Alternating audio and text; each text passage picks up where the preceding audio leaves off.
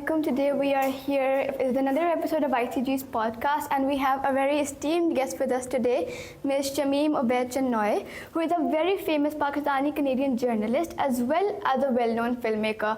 She also received one of Pakistan's biggest awards by the government, Halal-e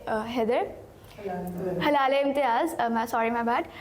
So, ma'am, shall we get started with the questions? Please, yes. So, ma'am, would you like to introduce yourself for us? Tell us a little bit something about yourself.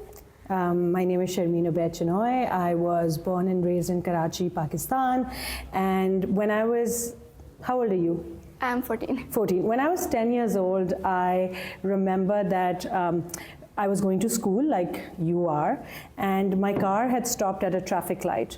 And outside my car was this young girl, and she was also 10, but I had the opportunity to go to school and she didn't.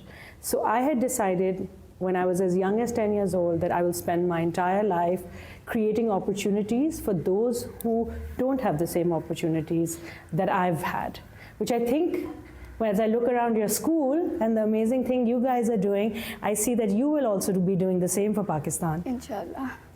Ma'am, how do you think that female education can impact our future generation? I think female education is so important because women multitask. They are capable of raising their families and running a small business and contributing to the growth of Pakistan.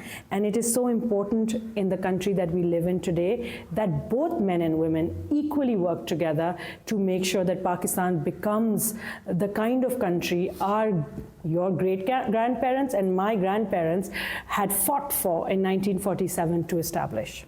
Okay, ma'am. What I would like to know is what do you think, how do you think technology is changing education, and how do you think it will affect the future generations?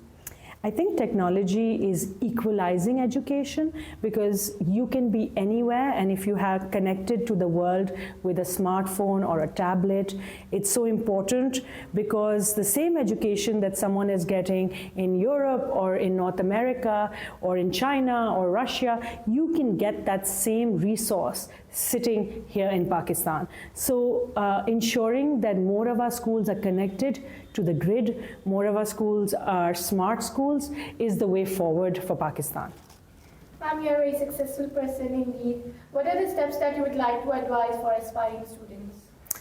My advice to everyone, especially young women, is that you should always follow your dreams. And dreams change with age and dreams change as you grow.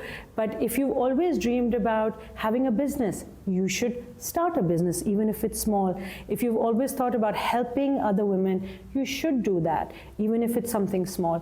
Each woman needs to contribute to not only her personal growth, but the growth of her community and her country. Ma'am, and lastly, I would like to ask you that now you have visited ICG and seen the initiatives, how do you think the school can move forward with them? I think that this school is a wonderful model of what could happen when you have a determined